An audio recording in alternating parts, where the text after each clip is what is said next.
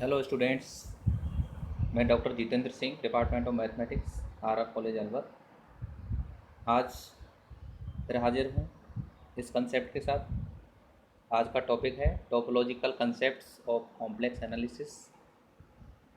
इसको हमने two parts में डिवाइड किया है, part first and part second. Part first इस वीडियो के माध्यम से दिखाया जा रहा है और पार्ट सेकंड इसके बाद आएगा। तो इस कंसेप्ट को समझने के लिए आप दोनों वीडियो ज़रूर देखें। फर्स्ट ऑफ ऑल हम बताएंगे कि किसी भी कॉम्प्लेक्स नंबर को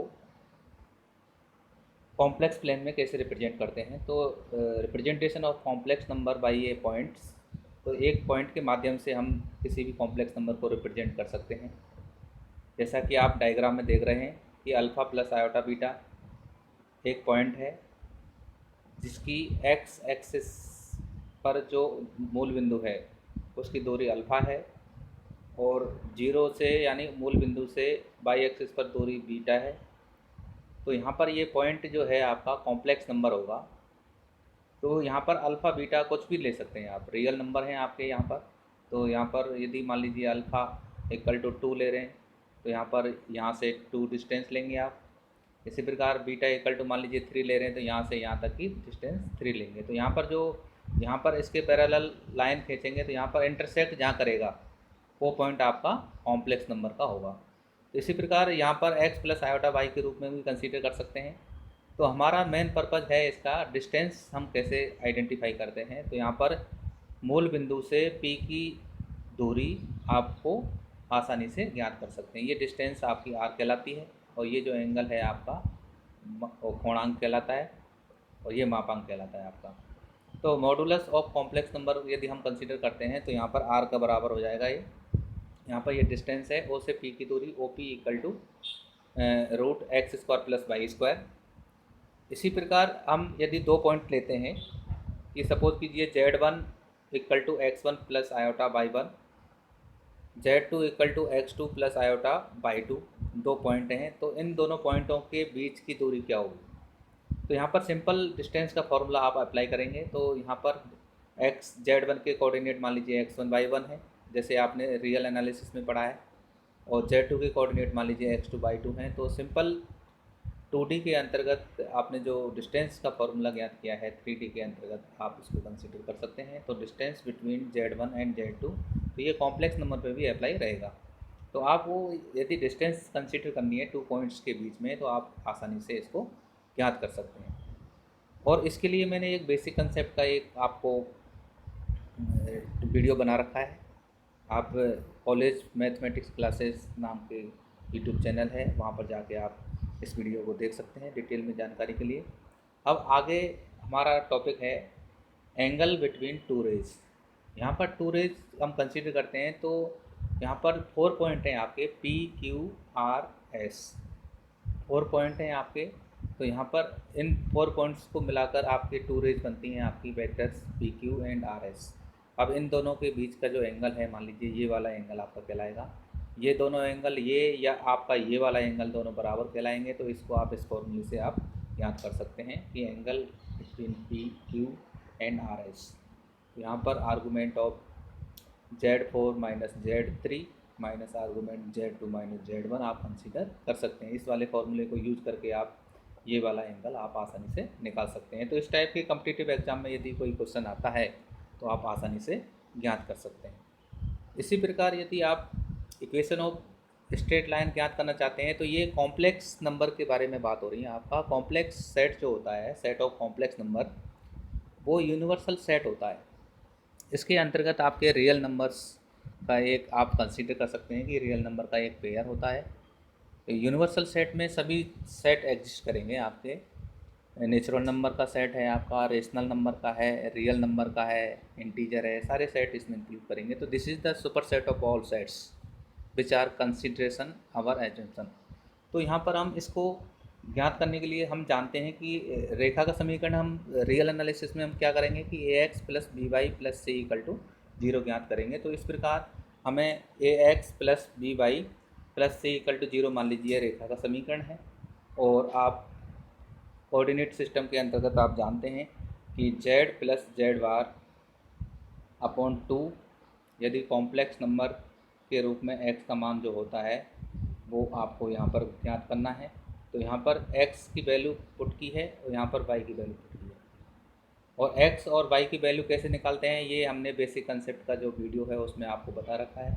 तो यहाँ पर z आपका x प्लस आयोटा वाई है, z बार x माइनस आयोटा वाई है। तो यहाँ पर ये संयुग्मी है आपके, इन दोनों को ऐड करते हैं तो इमेजनरी पार्ट कैंसिल हो जाते हैं, तो 2x बचेगा, 2x में यदि 2 का भाग देंगे तो x बचेगा। तो यहाँ पर x की वैल्यू हमने रख दी z plus Z bar upon 2। इसी प्रकार y का मान भी हम कंसीडर कर सकते हैं, इसमें हमने ऐड किया था, इसमें हम लेस करेंगे। तो लेस करने के बाद हमको ये पॉइंट निकल के आएगा। तो ये पॉइंट रखने पर हमें कॉम्प्लेक्स नंबर के रूप में एक स्ट्रेट लाइन का इक्वेशन प्राप्त होगा। इसको हम कैलकुलेट करेंगे तो यहाँ पर P bar Z plus P Z bar plus lambda equal to 0। तो यहाँ पर ये इस टाइप का इक्वेशन यदि कॉम्प्लेक्स नंबर के अंतर्गत आता है तो हम कह सकते हैं कि ये इक्वेशन आपका स्ट्रेट लाइन का होगा। सिंगल वेरिएबल का है आपका, एक में आपका कॉम्प्लेक्स नंबर है, एक में कॉम्प्लेक्स नंबर का संयुग्मी है और एक कांस्टेंट है।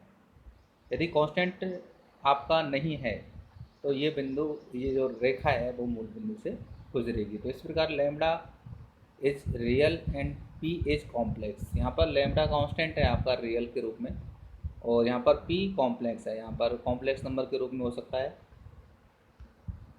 इसी प्रकार यहाँ पर लैम्डा इक्वल टू 0 यदि हम कंसीडर करते हैं तो स्ट्रेट लाइन का इक्वेशन इस प्रकार होगा आपका P dash Z plus P Z का बार।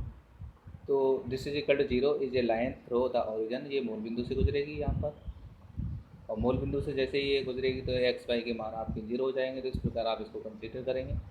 और यदि हम इक्वेशन ऑफ सर्किल लेना चाहते हैं तो इक्वेशन ऑफ सर्किल के लिए हमें देखिए यहाँ पर कोई सेट पॉइंट्स लेते हैं inside the circle whose centre is A and radius is rho. तो यहाँ पर ए आपका सेंटर है किसी भी वृत्त का और यहाँ पर रो आपकी रेडियस है। तो डायग्राम से आप देख सकते हैं कि यहाँ से यहाँ तक की डिस्टेंस है आपकी, ये रो कहलाएगी, ये आपका सेंटर है। तो सर्किल का इक्वेशन जो निकल के आएगा जेड माइनस ए का जो मोड है वो रो के बराबर होगा। तो यहाँ पर आप किसी भी कॉम्प्लेक्स नंबर के अंतर्गत हम सर्कल का इक्वेशन ज्ञात कर सकते हैं। यदि सेंटर मान लीजिए 0 है तो mod of z equal to rho हो जाएगा, रेडियस जो भी होगी आपकी वो यहाँ पर आइडेंटिफाई हो जाएगी। तो यहाँ पर बात चलती है आपके रियल एनालिसिस के अंतर्गत, तो आप इस फॉर्मूले को आप ज्ञात कर सकते हैं। ये आपने पिछली क्लासों में अध्ययन किया है कि आपका इक्वेशन जो है कार्टेशियन कोऑर्डिनेट के अंतर्गत आपका सर्कल का इक्वेशन ये होता है। तो यहाँ पर हम x, जिस प्रकार हमने स्ट्रेट लाइन में x की वैल्यू और y की वैल्यू पुट की थी उसी प्रकार हम यहाँ पर x और y की कॉम्प्लेक्स नंबर के रूप में जो मान है वो यहाँ पर पुट करेंगे। और पुट करने के पश्चात आपका जो इक्वेशन निकल के आएगा, सिंपल है, बेसिक कंसेप्ट का मैंने अलग से वीडियो बना रखा है, आप वहाँ पर जाके आप इसको देख सकते हैं और आसानी से समझ सकते हैं। तो यहाँ पर हमारा जो सर्किल है, सर्किल का कॉम्प्लेक्स नंबर के रूप में जो इक्वेशन निकल के आएगा Z Z bar plus G Z plus Z bar plus F Z minus Z bar upon iota plus C equal to 0। ये आपका सिंपल आपका सर्किल इक्वेशन है, जिसको हम यदि इनको कांस्टेंट हम कंसीडर कर लेते हैं तो Z Z bar plus A Z bar plus C equal to 0 के रूप में ज्ञात कर सकते हैं। तो यहाँ पर आप यदि इस टाइप का इक्वेशन है, यहाँ पर देखिए, यहाँ पर स्ट्रेट लाइन में आपका देखिए लीनियर में आपका जेड और जेड बार अलग अलग है, यहाँ पर प्रोडक्ट के रूप में है, तो ये क्वाड्रेटिक इक्वेशन निकल के आएगा जो कि इस टाइप का होगा। तो यहाँ पर हमें आपको ज्ञात करना है कि सपोज कीजिए कि prove that this is circle in complex plane, तो then we say that this type equation can be received या ऑब्टेनेड। तो यहाँ पर इस प्रकार आप इसको कंसीडर कर सकते हैं। तो यहाँ पर हम एक एग्जांपल ले रहे हैं आपका। तो यहाँ पर देखिए z माइनस 1 का मोड इक्वल टू 2, तो इसका मतलब सेंटर क्या हो गया आपका 1 हो गया, और यहाँ पर सेंटर 0 हो गया और रेडियस 1 हो गया। यहाँ पर रेडियस 2 है और सेंटर 1 है। तो यहाँ पर देखिए आप डायग्राम के माध्यम से आप समझ सकते हैं कि यहाँ पर ये बड़ा वाला जो सर्किल है, जो बड़ा वाला सर्किल है, ये आपका z माइनस 1 का जो मोड है इक्वल टू 2 है, जिसकी रेडियस 2 है और सेंटर आपका 1 है। यहाँ पर देखिए ये 1 है आपका, यहाँ से अगर इस डिस्टेंस को यदि हम कंसीडर करते हैं तो ये 1 होगी आपकी, तो ये डिस्टेंस है आपकी सेंटर से। तो यहाँ से देखिए सेंटर आपका 0 से ये दूरी आप कंसिडर करते हैं तो ये आपका ए के रूप में निकल के आता है। तो यहाँ पर ये जो डिस्टेंस है हाफ, इसकी रेडियस 2 होगी। ध्यान रखना है आपको कि पहला वाला जो सर्किल है ये बड़ा वाला गोला है आपका, सर्किल आपका कंसीडर सर्किल होगा आपका ये। और इसी प्रकार सेकंड वाला जो सर्किल है आपका, ये छोटा वाला जो सर्किल है आपको इससे आइडेंटिफाई किया जाएगा। तो इस प्रकार आप किसी भी कॉम्प्लेक्स प्लेन के अंतर्गत हम किसी गोले का समीकरण वृत्त का समीकरण हम ज्ञात कर सकते हैं।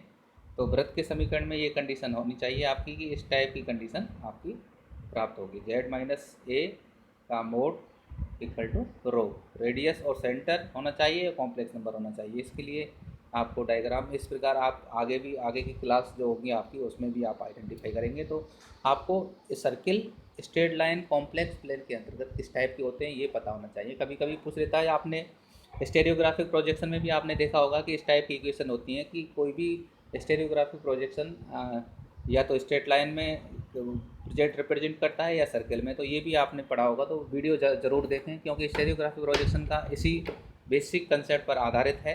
तो उसको यदि ये कंसेप्ट आपको क्लियर हैं तो वहाँ पर आपको किसी प्रकार की कोई प्रॉब्लम नहीं आएगी।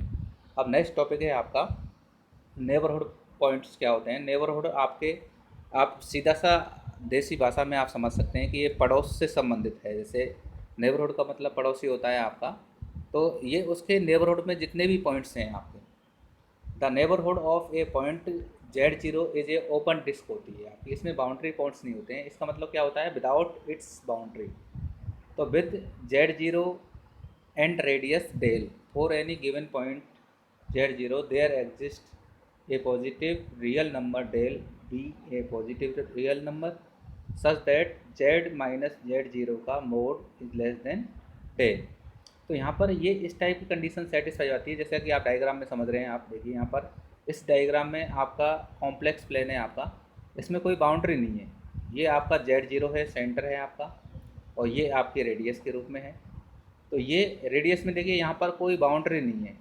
तो इसके नेबरहुड में, Z0 के नेबरहुड में जितने भी पॉइंट होंगे ये नेबरहुड पॉइंट्स कहलाएंगे आपके। तो इसको हम सेट के रूप में हम कंसिडर कर सकते हैं कि n lambda Z0 equal to Z belong to C। और यहाँ पर Z के लिए जो कंडीशन अप्लाई होगी ये वाली कंडीशन हो जाएगी कि ये इससे लेस देन होनी चाहिए। तो इसका मतलब क्या हो गया कि इसमें बाउंड्री पॉइंट्स नहीं है, वो ओपन डिस्क है। ओपन डिस्क है, इसमें बहुत सारे पॉइंट्स कंसिडर कर सकते हैं यहाँ पर, और यहाँ पर बाउंड्री पॉइंट नहीं है तो ये ओपन सेट के रूप में निकल के आएगा। तो यहाँ पर ये नेबरहुड यदि हम कंसिडर करते हैं तो आप आसानी से ज्ञात कर सकते हैं। तो ओपन डिस्क क्या होती है आपकी, इट इज़, यहाँ पर देखिए, it is the set of points Z lying inside but not on a circle.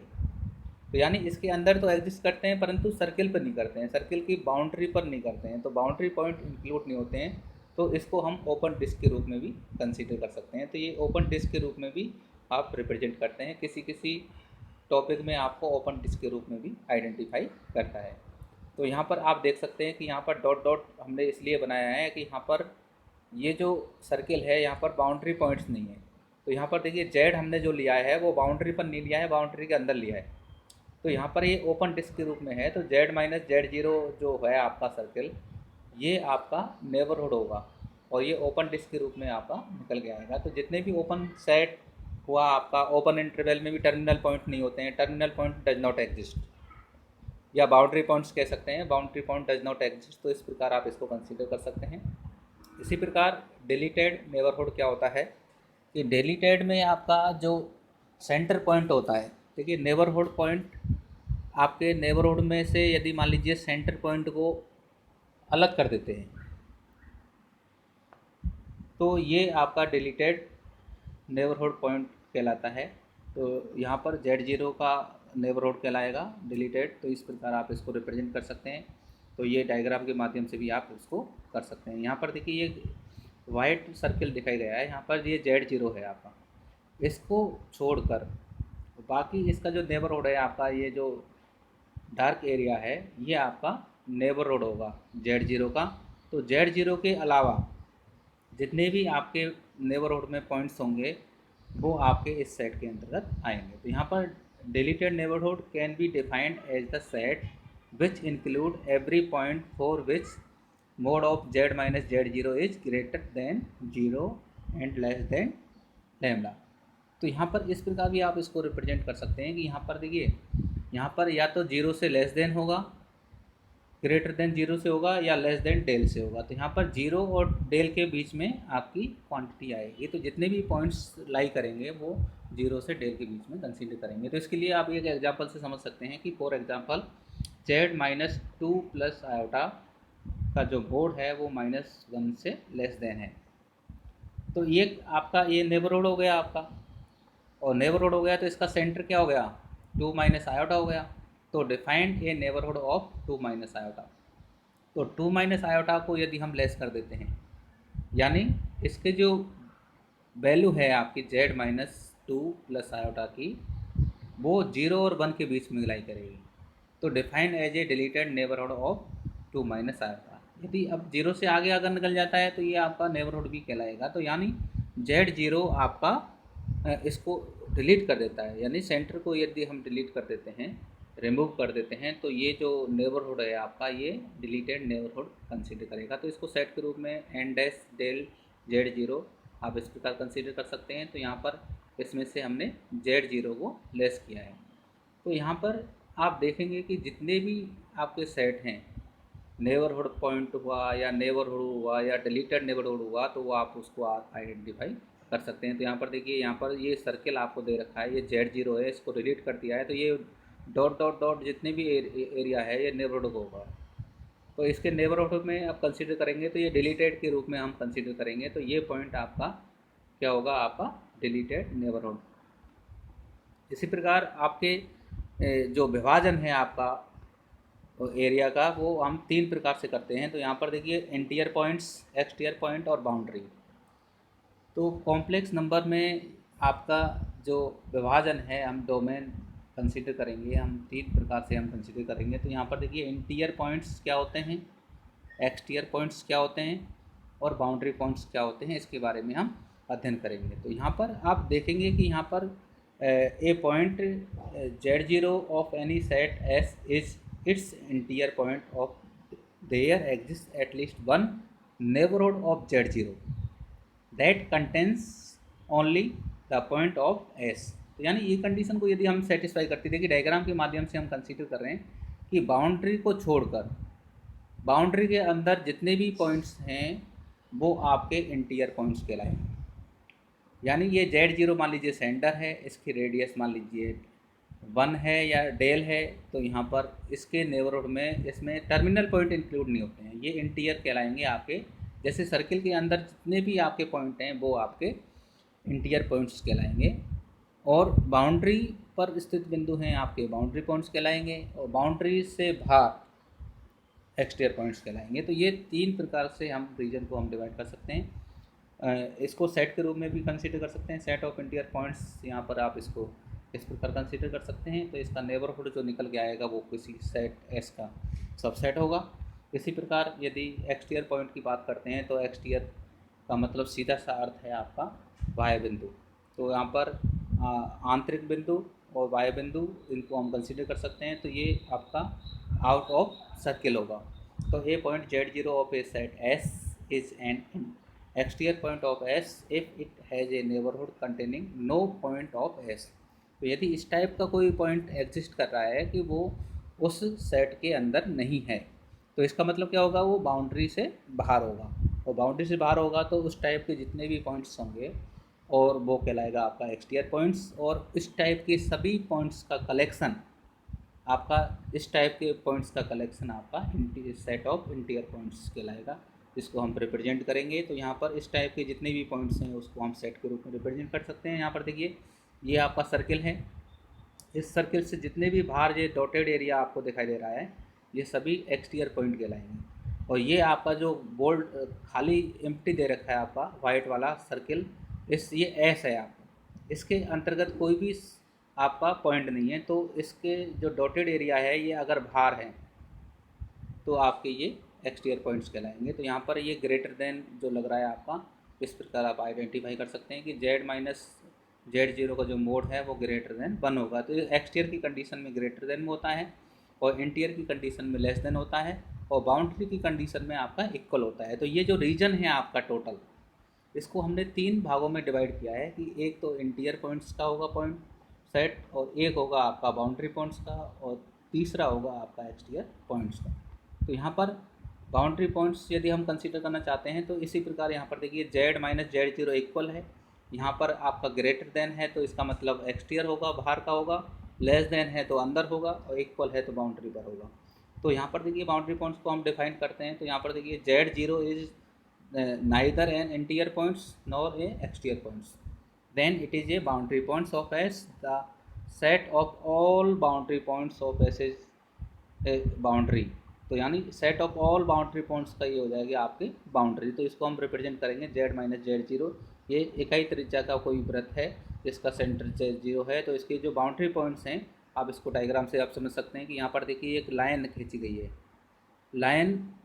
Line पर जितने भी बिंदु होंगे आपके, ये आपके बाउंड्री पॉइंट्स होंगे, और लाइन से ऊपर वाले जो इधर वाले जो हिस्सा है ये एक्सटीरियर पॉइंट्स कहलाएंगे आपके, और ये वाले आपके इंटीरियर पॉइंट्स कहलाएंगे। तो इस प्रकार आप इन पॉइंटों को आप डिवाइड कर सकते हैं।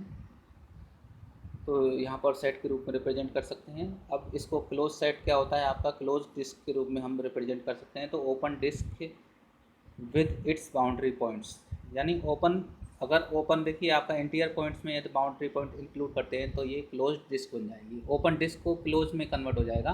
तो ये यदि मान लीजिए ये शेडेड एरिया आपको दिखाई दे रहा है, ये बाउंड्री यदि इसमें इंक्लूड कर देते हैं तो ये क्या कहलाएगा आपका, ये क्लोज डिस्क कहलाएगी। तो यानी an open disc with its boundary point is called a close disc and denoted by this set. तो यहाँ पर इस प्रकार आपके जो फर्स्ट पार्ट है आपका इस टोपोलॉजिकल कंसेप्ट का, आपको यहाँ पर रिप्रेजेंट करेगा, और बाकी के जो कंसेप्ट है आपको सेकंड पार्ट में दिखाए जाएंगे, समझाए जाएंगे। तो ये सेकंड पार्ट ही आपका ज़रूर देखें, क्योंकि सेकंड पार्ट में आपके कुछ कंसेप्ट हैं जो आपके आगे जितने भी चैप्टर हैं उनमें काम आएगा। तो आज के लिए इतना ही सफिशिएंट। धन्यवाद।